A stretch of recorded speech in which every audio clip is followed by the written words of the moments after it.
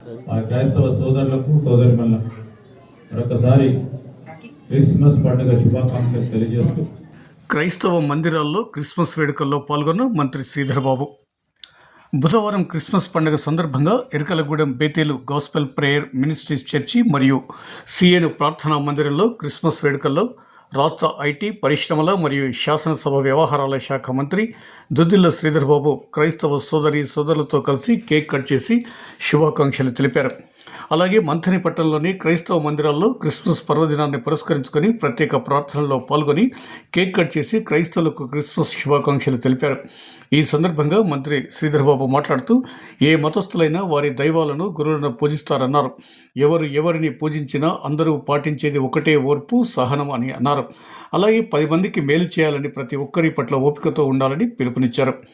రాష్ట్ర ప్రభుత్వం ప్రధానంగా చేపట్టిన ఇందిరమ్మ ఇండ్ల పథకం త్వరలో ప్రారంభించబోతున్నామని, క్రైస్తవుల నిరుపేద కుటుంబాలకు చెందిన వారందరికీ ఇందిరమ్మ ఇండ్లను మంజూరు చేస్తామని ఈ సందర్భంగా ఆయన హామీ ఇచ్చారు. అలాగే మంథనిపట్నంలో ఒక ప్రత్యేకమైన రీతిలో చర్చి నిర్మాణానికి సహకరిస్తానని మంత్రి శ్రీధర్ బాబు ఈ సందర్భంగా వెల్లడించారు.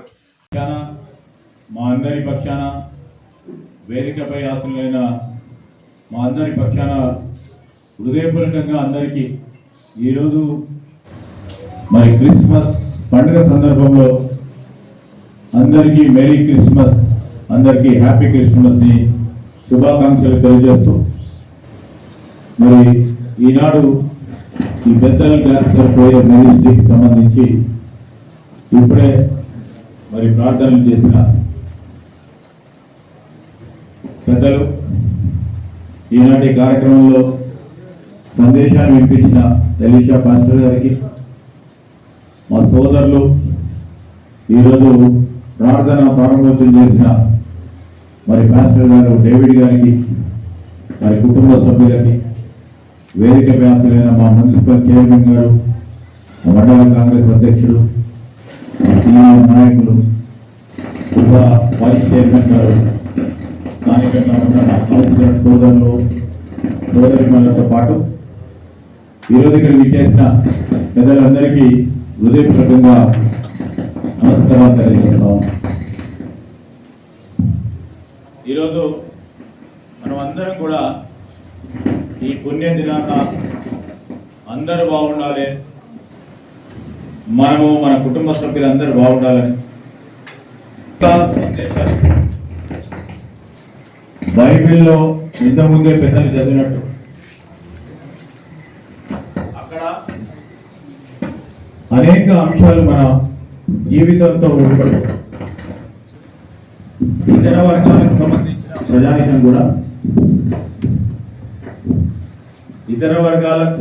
ప్రజానికం కూడా మరి బైబిల్కు సంబంధించిన కొన్ని అంశాలను మనము నిత్య జీవితంలో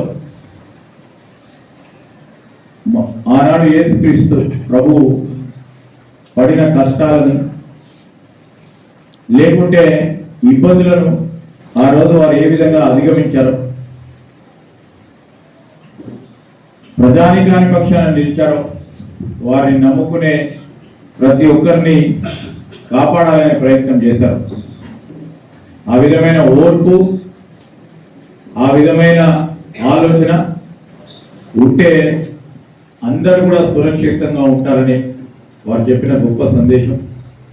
ఆ సందేశానికి అనుగుణంగా కూడా ఈరోజు అనేక ఇబ్బందులు ప్రతి ఇంట్లో ఉంటాయి, సమస్యలు అనేది ప్రతి ఇంట్లో ఉంటాయి. సమస్యలను మనం ఎవరికి చెప్పుకుంటాం? ఇంట్లో కుటుంబ సభ్యులకి చెప్తాం, లేకుంటే భగవంతుని ప్రార్థిస్తాం.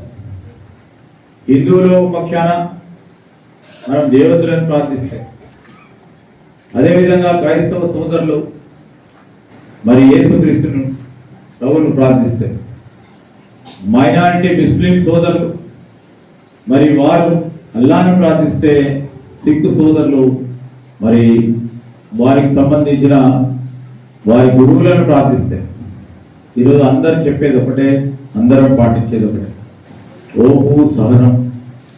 అదేవిధంగా మనం 10 మందికి మేలు చేయాలి, దాంతో పుణ్యం ఏర్పడుతుంది, ఓపికతో ఉండాలనే సారాంశాన్ని ఈరోజు మనం క్రిస్మస్ పండుగ సందర్భంలో యేసుక్రీస్తు జన్మ సందర్భంలో మరి బైబిల్కు సంబంధించిన అనేక అంశాలను కూడా సాయంకాలం వరకు, పొద్దున్న నుంచి సాయంకాలం వరకు కూడా ఈరోజు ప్రార్థనలో డేవిడ్ పాస్టర్ గారు కానీ, అలీషా గారు కానీ, ఇక్కడ విచ్చేసిన మా ఇతర పాస్టర్ సోదరులు అందరూ కూడా సమాజం బాగుండాలని, సమాజానికి మేలు చేయాలని ప్రార్థన చేస్తా ఉన్న సందర్భంలో నేను ఒకటే కోరుతా ఉన్నా. ఎలీషా పాస్టర్ గారు రాగానే ఒకటి చెప్పారు, చిన్నగా అయిపోయింది చర్చ.